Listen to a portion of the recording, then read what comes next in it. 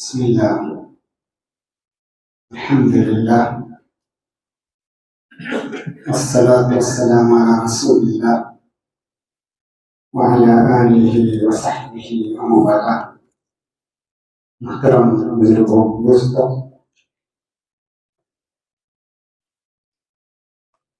فلسطین اور اسرائیل کی جنگ پر تقریباً 1 سال کا عرصہ بیت چکا ہے۔ 7 اکتوبر سے شروع ہوا تھا، آج 4 اکتوبر ہے۔ پورا سال جنگ چلتی رہی اور خون بہتا رہا دونوں طرف سے۔ اب پھر یہ جنگ اور مزید آگے بڑھ رہی ہے۔ انسانیت کا تقاضا یہ ہے کہ اہل عقل اور اہل عقد و حل آگے بڑھیں اور ظالموں کو ظلم سے روکے۔ لیکن ظالموں کو ظلم سے روکنا بھی یہ بھی سب سے بڑی مدد ہے۔ اب تک تقریباً 50,000 سے زائد فلسطینی مارے جا چکے ہیں۔ 50,000 سے زائد فلسطینی، اس میں زیادہ تر عورتیں اور بچے اور عورتیں ہیں، اور 50 لاکھ کے قریب زخمی ہیں۔ اب غور کیجیے، 60,000 اسرائیلیوں کے کچھ کرنے پر یا ان کے اپنی زمین سے کیمپوں کا رخ کرنے پر پوری دنیا آواز اٹھا رہی ہے۔ صرف 60,000، اور یہاں پر 10 لاکھ لبنانی بے گھر ہو چکے ہیں۔ 10 لاکھ لبنانی، اور کوئی آواز اٹھا نہیں رہا ہے، بلکہ اس کو حقیقت کی نظر سے اس کو دیکھ رہا ہے۔ حالانکہ 2 ارب مسلمان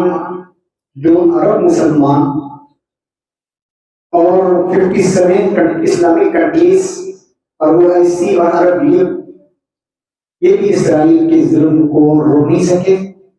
حالانکہ عرب لیگ کے جو ذمہ داران ہیں ان کی سیلری کہتے ہیں $75,000 ہے کی۔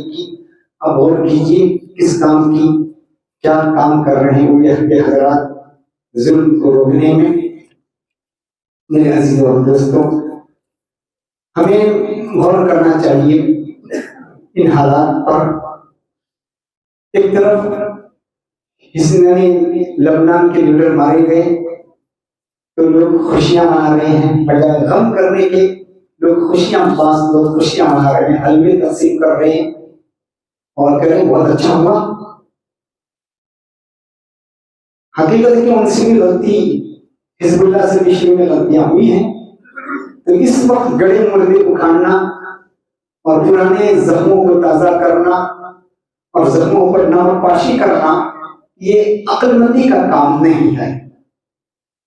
جس وقت عرب انقلاب یا عرب بہار چل رہی تھی، اس وقت اور آج بھی بہت سے لوگ کہتے ہیں کہ اس عرب بہار کے پیچھے بھی مغرب کا ہاتھ ہے۔ بہت سے علماء کا کہنا، فقیر کا کہنا یہ ہے اس عرب بہار کے پیچھے بھی ان لوگوں کا، اس وقت حزب اللہ اور ان کے لیڈروں نے داعش سے لڑے تھے، جو کہ امریکہ ہی کی پیدا کردہ گروپ تھا، سنی گروپ تھا، امریکہ ہی نے اس کو پیدا کیا تھا۔ اور اس وقت علماء کہہ رہے تھے کہ سختی کے بجائے حکمت سے کام کیا جائے، اور اس نے بھی ظلم کیا تھا، اسد نے بھی بہت ظلم کیا تھا۔ لیکن اس وقت علماء کہہ رہے کہ تبدیلی سختی سے تبدیلی نہیں آتی، پائیدار نہیں رہتی، بجائے نقصان ہی زیادہ ہوتا ہے، اور مغرب کو داخل ہونے کا، در ہونے کا زیادہ خطرات منڈانے لگتے ہیں، اور بعض جگہ ایسے ہی ہوا۔ اب ہم لوگ دیکھتے ہیں بعض دفعہ حکمت عملی پر، جہاں تک فلسطین کا تعلق ہے،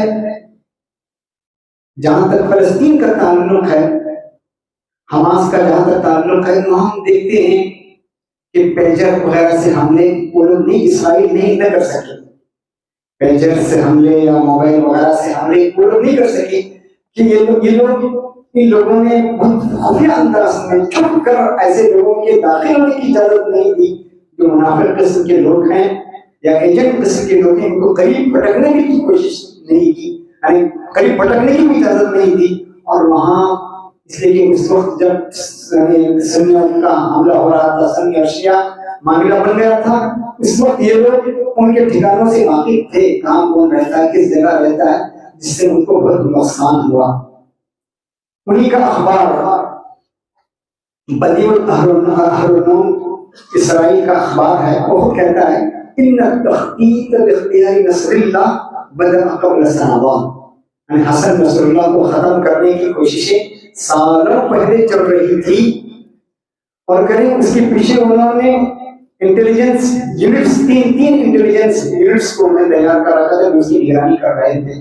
یہ ان کی انٹیلیجنس کی طاقت ہے. آپ غور کیجیے میرے عزیزوں، ایسے وقت میں جب مسلمانوں کو اتحاد کی ضرورت ہے، مل جل کر رہنے کی ضرورت ہے، آدمی کسی کی شہادت پر خوشی منائے، تو یہ عقل سے نہ آنے والی، عقل میں نہ آنے والی چیز ہے.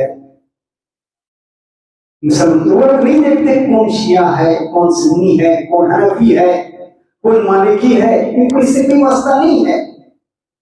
ان کو بحیثیت مسلم سے واسطہ ہے، کون مسلمان ہے، کون کلمہ پڑھنے والا ہے. ان کو کسی کی ضرورت نہیں کہ کون سے مسلک والا ہے، کیا ان کی سوچ ہے، کیا ان کی مرتبہ، کیا ان کی مرتبہ فکر ہے. مغرب کو یا یہودیوں کو اس سے کوئی لینا دینا نہیں ہے، وہ تو ہم سب کو مسلمان جانتے.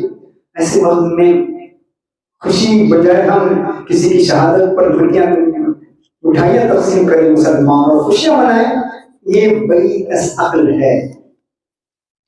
اس کی بڑی وجہ یہ ہے کہ ہمارا مذہبی یعنی آپسی جھگڑا، مسلمانوں کے آپسی جھگڑے، آپسی دراڑ، آپسی انتشار اور خلفشار، اس کا سب سے بڑا سبب ہے. محمد بن عبد الوہاب نے کیا بات کہی ہے، ما اکثر الامر حتی نزیعہ فی النزال. کتنی چھوٹی عمریں ہیں ہماری عمریں کتنی چھوٹی ہیں، اور ہم ان عمروں کو آپسی لڑائی جھگڑے میں گزارتے، ختم کرتے. یہ بڑی عقل ہے، عقل میں نہ آنے والی باتیں ہیں.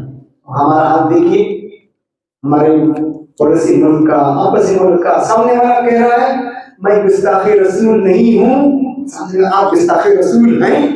سامنے والا کہہ رہا ہے مجھ سے غلطیاں ہوئی ہیں، زبان ٹنگ سلپ ہو گئی، زبان پھسل گئی. نہیں، آپ گستاخ رسول ہیں. ہم نے کسی کو جہنم میں بھیجنے کا گویا ہم نے ذمہ داری، کسی کو جہنم بھیجنے کی ذمہ داری ہم دے دی ہے. ہمارے ذمہ ایک کام ہے کہ کسی کو جہنم بھیجے، کسی کو جنت بھیجے. سامنے والا کہہ رہا ہے میں گستاخ رسول نہیں ہوں، مجھ سے غلطی ہوئی. مشہور معاملہ ہے الاعتراف يمحو الاعتراف يمحو الاقتراف. Confession erases sins. یعنی wrongdoing. الاعتراف يمحو الاقتراف. سامنے والا حدیث میں آتا ہے التوبہ الندم، ندامت. سامنے والا رو رہا ہے، ندامت کیا ہے؟ توبہ ہے. تو ہمارا کیا ہے کہ ہم آپس ہی میں بھڑے ہوئے ہیں، ایک دوسرے کو جہنم میں بھیجنے. دنیا ہی میں ایک تو ہم نے دنیا ہی کو اپنے مسلمانوں کے لیے جہنم بنا دیا، آپس میں لڑ کر دنیا کو ہم نے جہنم بنا دیا. ترقی سے کوسوں دور، علم سے، نالج سے کوسوں دور، اور پھر دنیا کو ہم نے جہنم بنا دیا ہے، اور پھر آخرت کی جہنم بھیجنے کی ہم آپس میں تیاری کر رہے ہیں. وہ چاند پر کمن ڈال کر مریخ پر پہنچنے کی باتیں ہو رہی ہے، ہم آپس ہی میں چاند پر لڑ رہے ہیں اور خون خرابہ کر رہے ہیں. ہمارا یہ حال ہے مسلمانوں کا. ان کا حال دیکھیے، جو لوگ مسلمانوں کو ایک دوسرے کو برداشت نہیں کرتے، وہ کہتا ہے وہ شیعہ ہے، وہ سنی ہے، وہ فلاں ہے. آپس ہی میں ہم دوسرے کا احترام نہیں کرتے، ایک دوسرے کو ہم ماننے کے لیے تیار نہیں ہیں. خود مسلمان ایک دوسرے کو ماننے کے لیے تیار نہیں، ایک دوسرے کو کافر اور ملن کیسے الفاظ سے پکار رہا ہے. لیکن یہودیوں کے بارے میں ہمارا کس درجہ نرم موقف ہے. کہتے ہیں کہ یہودی ہے، یہ صہیونی ہے.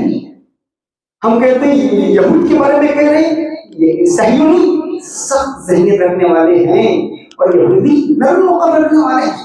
غیروں کے بارے میں ہمارا یہ تصور اور اپنوں کے بارے میں یہ کافی ذاتی گمراہ، اور یہودیوں کے بارے میں ہم کہہ رہے ہیں کہ صہیونی ہے، یہ یہودی ہے۔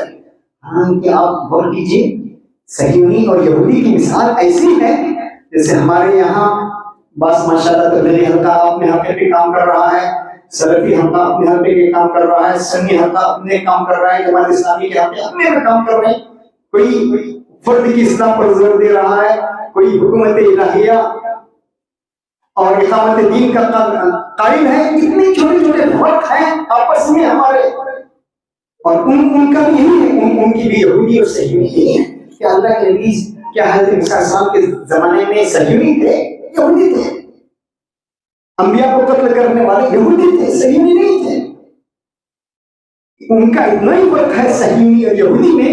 یہودی کہتے ہیں فرد کی اصلاح، اور صہیونی کہتے ہیں حکومت کو قائم کرنا، اور دونوں کا مقصد یہ ہے گریٹسٹ اسرائیل من الفرات الى النیل، فرات سے لے کر نیل تک یہ پورا ہمارا علاقہ ہے، عراق، شام، سوریا، لبنان، یمن، سب پر ہماری حکومت ہونی چاہیے، حتیٰ کہ نعوذ باللہ مکہ مدینہ تک یہ ان کی مقاصد ہے۔ اور ہمارا حال دیکھیے، اسی لیے وہ کہتے ہیں انطوان سعادہ شامی مفکر کہتے ہیں، مجھے کوئی سمجھ نہیں آ رہی ہے بات، ہم لوگ تقسیم کر رہے ہیں، یہودی الگ ہے، صہیونی الگ ہے، دونوں کے مقاصد ایک ہی ہیں۔ اب غور کیجیے، جو لوگ آواز اٹھا رہے ہیں اسرائیل میں، وہ خون خرابے کو ختم کرنے کے قائل نہیں ہیں، وہ کہتے ہیں ہمارے قیدی ہم کو دے دیجیے، یہ ان کا مقصد ہے، اور اس کے علاوہ اور کوئی مقصد نہیں ہے۔ اور کسی کے قائل کاش ہم اسرائیلیوں سے سبق سیکھتے، یہودیوں سے سبق سیکھتے، ان کی آپسی جنگیں کتنی سخت ہوئی، عیسائیوں کی اور نصرانیوں کی کس وجہ ملے ہوئے ہیں۔ اخبارات میں چرچا ہو رہا تھا، غالان کے استعفے کی باتیں ہو رہی تھی، اب ان کے لڑائی جھگڑے کچھ اخبار کی زینت بنے، تو انہوں نے کیا کہا، اسرائیل نے کیا کہا، یہ ہمارے آپسی جھگڑے ہیں، ہم سب ایک گھر، ہماری مثال ایک گھر کی خاندان کی ہے، گھر میں صبح جھگڑا ہوتے ہیں، میاں بیوی بچوں میں صبح جھگڑا ہوتے ہیں، رات میں سب ایک ہی دسترخوان پر کھانے کے لیے بیٹھ جاتے ہیں، صبح جھگڑا ہوا، رات بھلا دیا، کیا اخبارات میں یہ آ رہا ہے کہ ہمارے آپسی جھگڑے ہیں، ہم ایک کنبہ اور پریوار ہیں، ایک گھر اور خاندان کے ہمارے جھگڑے، اس سے زیادہ اس کی کوئی حیثیت نہیں ہے، آپ کو خوش ہونے کی ضرورت نہیں ہے، یہ ان کا حال ہے۔ کاش یہ مسلمانوں کی حالت ہوتی، مسلمان اس طرح کرتا۔ قرآن بہت کہہ رہا ہے بَأْسُهُمْ بَيْنَهُمْ شَدِيدٌ، ان کی جنگیں کتنی مشہور ہیں، سب ان کے آپس کے اختلافات، تَحْسَبُهُمْ جَمِيعًا، تم سمجھتے ہو کہ وہ سب ملے ہوئے ہیں، نہیں، وَقُلُوبُهُمْ شَتَّىٰ، ان کے دل ٹوٹے ہوئے ہیں، لیکن الکفر ملۃ واحدہ، لیکن جب مسلمانوں کا معاملہ آتا ہے تو سیسا پلائی ہوئی دیوار بن جاتے ہیں، سب مل جاتے ہیں۔ اب 57 اسلامی ممالک، اب غور کیجیے، چھوٹے سے جس نے فلسطین کو ہڑپ کیا، وہاں پر قبضہ جمایا اور وہاں کے لوگوں کو یعنی دربدر کیا، اور جن فلسطینیوں نے مدد کی تھی اسرائیل کی، ہٹلر نے جب مارا تھا، پیٹا تھا، تو ان لوگوں نے ان کو پناہ دی تھی، ان کے ساتھ کیا معاملہ کر رہے ہیں اپنے مسلموں کے ساتھ؟ ارے جن لوگوں نے انبیاء کا خون کیا ہے، اپنے نبیوں کو قتل کیا ہے، وہ دوسروں کو پر کیا احسان کریں، دوسروں کا احسان کیا چکائیں، دوسروں کی ہمدردی کیسے ہے؟ ہمارا حال میرے عزیزوں یہ ہے، گڑے مردے اکھاڑنا ہمارا حال ہے، مل جل کر رہنے کے، متفق رہنے کے، پرانی چیزوں کو، پرانے گڑے مردوں کو اکھاڑنا اور اختلافات کو ہوا دینا، یہ ہمارا مقصد ہے۔ اور مغرب یہی چاہتا ہے کہ مسلمان آپس ہی میں لڑتے رہیں، آپس ہی میں ان کے مقابلے ہوں، ان کی جنگیں آپس ہی میں ہوں۔ ہمارا حال یہ ہے، عرب اخبارات میں پڑھ رہا تھا، اب حالت کیا ہے، اس پر ان کی نظر نہیں ہے، پرانی جگہوں پر فخر ہو رہا ہے۔ 1973 میں ہم نے زبردست جیت حاصل کی تھی اسرائیل کے خلاف، 1973 کی جیت پر فخر منا رہے ہیں، استخوان فروشی، ماضی کے گن گانا، ماضی کے راہ الاپنا، ماضی پر فخر کرنا، یہ ہمارا رہ گیا ہے۔ حال میں کیا ہے، ان کی کیا پلاننگ ہے، اس پر ہماری نظر نہ ہونے کے برابر ہے۔ عرب مشہور محاورہ ہے کن حصامیا لحظامیا، استخوان فروش مت بن، باپ دادا کی ہڈیوں پر فخر نہ کر، اپنے اندر کچھ صلاحیت پیدا کر آگے بڑھنے کی۔ ہمارا حال یہی حال ہے میرے عزیزوں۔ دوسری چیز دیکھیے میرے عزیز، اس جنگ میں ہم نے دیکھا جتنا نقصان مسلمانوں کو اپنوں سے ہوا ہے غیروں سے نہیں ہوا۔ آج ایجنٹ ہم خود پیدا کر رہے ہیں۔ چھوٹا سا گھرانہ ہے، چھوٹا سا گھر ہے، ماں کیا کرتی ہے بچے سے؟ ماں بچے سے کیا کہتی ہے؟ ماں بچے بڑے بیٹے سے کہتی ہے ذرا نظر رکھیے چھوٹا بیٹا کیا کر رہا ہے، مجھے پوری خبریں آپ پہنچاتے رہیے۔ ہم جاسوس خود اپنے اندر، پریوار کے اندر جاسوس کو پیدا کر رہے ہیں۔ چھوٹے سے گھر میں بڑے بھائی سے کہتے ہیں نظر رکھیے، مجھے پورے بتائیے، پوری خبریں مجھے اطلاع کیجیے۔ اداروں کا حال کیا ہے، تعلیم گاہوں کا حال کیا ہے، وہاں بھی ہم نے جاسوس پیدا کیے، کیا ہو رہا ہے ہمیں اطلاع دیجیے، کیا اطلاع دیجیے۔ معاشرے میں، اداروں میں ہم خود امار یعنی جاسوس یا ایجنٹ پیدا کر رہے ہیں، فطری طور پر پیدا کر رہے ہیں۔